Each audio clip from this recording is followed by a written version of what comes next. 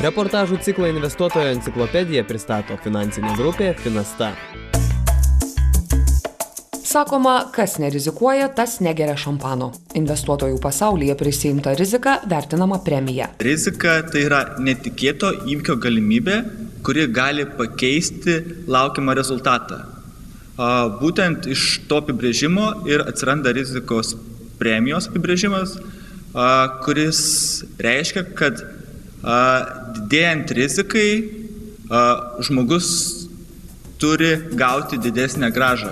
Rizikos premija skaičiuojama ne tik investuojant, bet ir skolinant. Galima tiesiog labai paprastų pavyzdžių pradėti, tiesiog kur žmonės paprastai susiduria su rizikos premija, tai tiesiog dažniausiai tai skolindamisi pinigus. Elementarus pavyzdys yra komercinis bankas ir jisai turi du potencialius klientus, pavyzdžiui, Petrą ir Donatą, ir bankas nori išduoti paskolą tiems žmonėms, bet jisai taiko skirtingas palūkanų maržas tiems asmenims. O būtent ta palūkanų marža ir yra rizikos premija, nes skirtinga marža atsiranda būtent iš skirtingų rizikų.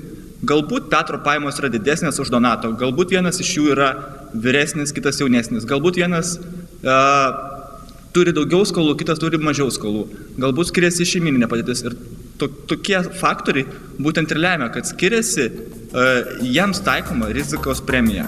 Laikoma, kad akcijos yra rizikingesnė investicija nei obligacijos, tad už patiriamą didesnę riziką investuotojai gali tikėtis ir didesnės grąžos. Tradiciškai iš akcijų laukiama nuo 4 iki netgi 8% grąžos, tačiau vėlgi tie skaičiai skiriasi priklausomai nuo atskirų mokslininkų skaičiavimų, nes vėlgi priklauso nuo to, kaip yra skaičiuojama ta istorinė grąža, ar imamas geometrinis vidurkis, ar imamas aritmetinis vidurkis, ar į skaičiavimus įtraukiami paprasti indeksai. Rizikos premija yra 3 rūšių – istorinė, tikėtina ir reikalaujama. Visi šie dydžiai yra kintantys ir kai kurių vertinimų labai subjektyvūs. Finansinis instrumentas jis gali savyje turėti šalies riziką, gali turėti rinkos riziką, gali turėti likvidumo riziką, gali turėti kredito riziką. O tos visos rizikos, jos natūraliai keičiasi kasdieną ir labai daug lemia lūkesčiai, kas bus ateityje, kaip gali keistis šalies mokumas, kaip gali keistis pačios kredito institucijos mokumas, pačios įmonės finansinė būklė.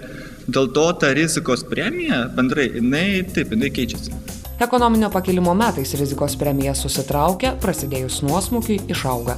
Jeigu aš perku tam tikrą aktyvą, tai aš už jį moku arba daugiau, arba mažiau priklausomai nuo rizikos premijos. Tai vadinasi, rizikos premija atsispindi tame kainų skirtume, kiek aš būčiau sumokėjęs, jeigu nebūtų rizikos, ir kiek aš dabar sumoku, kai aš įvertinu riziką. Tai tas procentinis dydis, jisai pavirsta į tą skirtumą, galbūt tokį labiau teorinį skirtumą, kurį galima išreikšti sumą. Šiandien tiek. Nauja investuotojų enciklopedijos dalis lygiai po savaitės. Žiūrėkite.